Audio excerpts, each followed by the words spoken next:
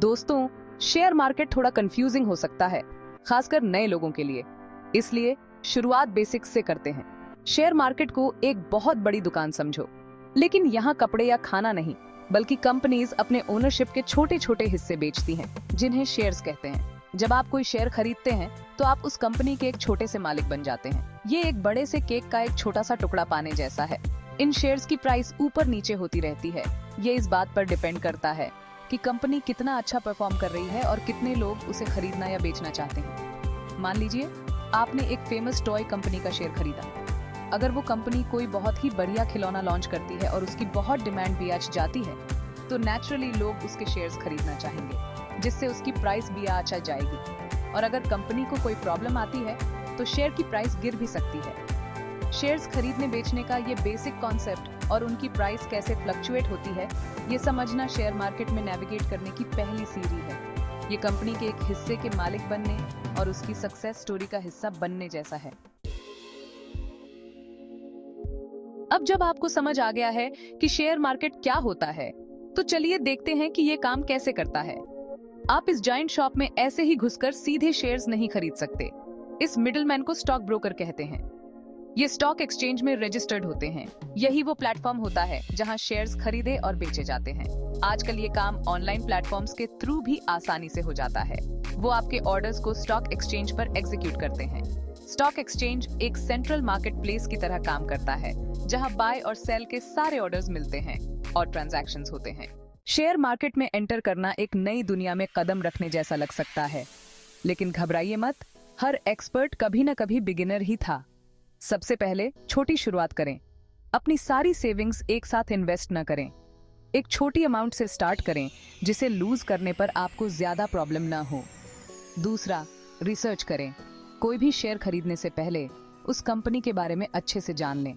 तीसरा, अपने इन्वेस्टमेंट्स को डाइवर्सिफाई करें। अपने सारे अंडे एक ही टोकरी में न रखें। और आखिर में धैर्य रखें। शेयर मार्केट कोई जल्दी अमीर बनने का तरीका नहीं है, ये एक लॉन्ग टर्म गेम है।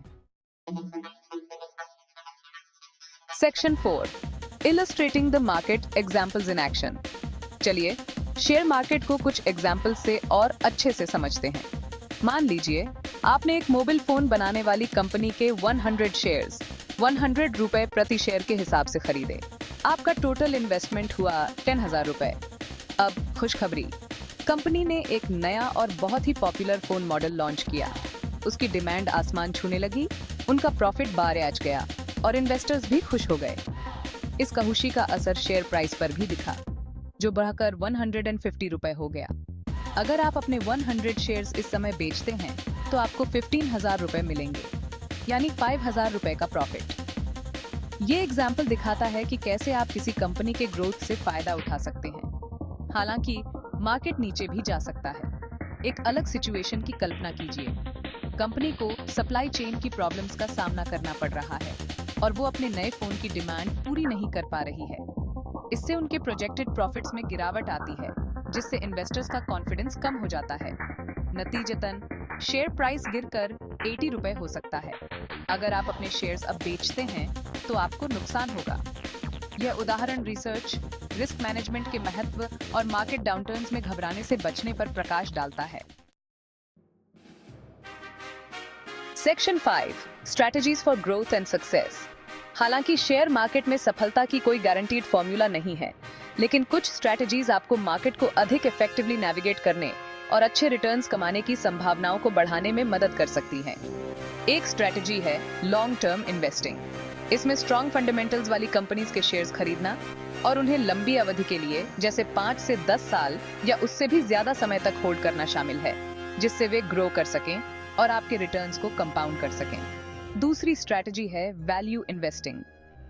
इसमें अंडरवैल्यूड कंपनीज की पहचान करना शामिल है, जिनकी इंट्रिंसिक वैल्यू उनके करंट मार्केट प्राइस से ज्यादा होती है, और उनमें इस उम्मीद के साथ इन्वेस्ट करना कि मार्केट आखिरकार उनकी असली वैल्यू को पहचान लेगा।